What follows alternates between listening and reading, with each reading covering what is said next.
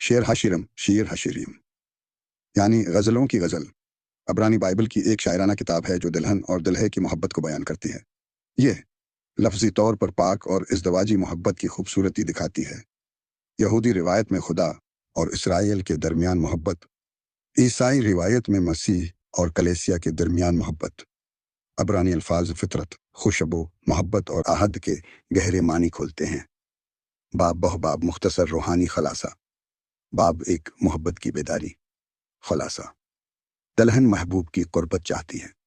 اپنی کمزوریوں کے باوجود محبوب اسے قبول کرتا ہے۔ روحانی معنی: روح خدا کی قربت کی طرف کرتی ہے۔ خدا انسان کی کمزوریوں کے باوجود اسے قبول کرتا ہے۔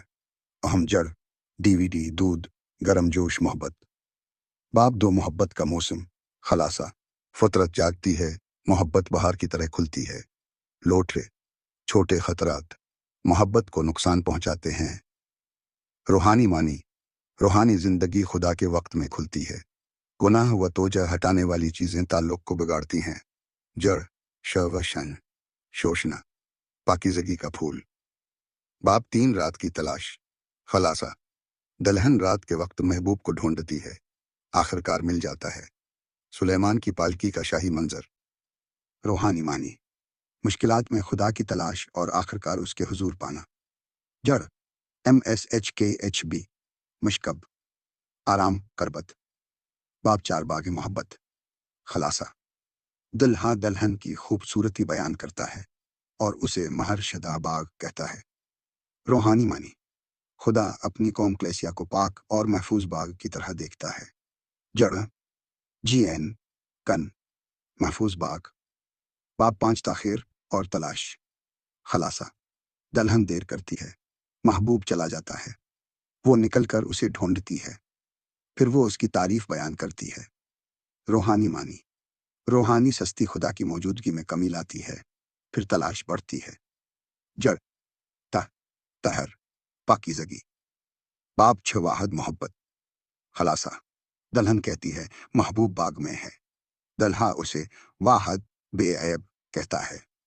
روحانی معنی: خدا کی نظر میں اس کی قوم منفرد اور عزیز ہے۔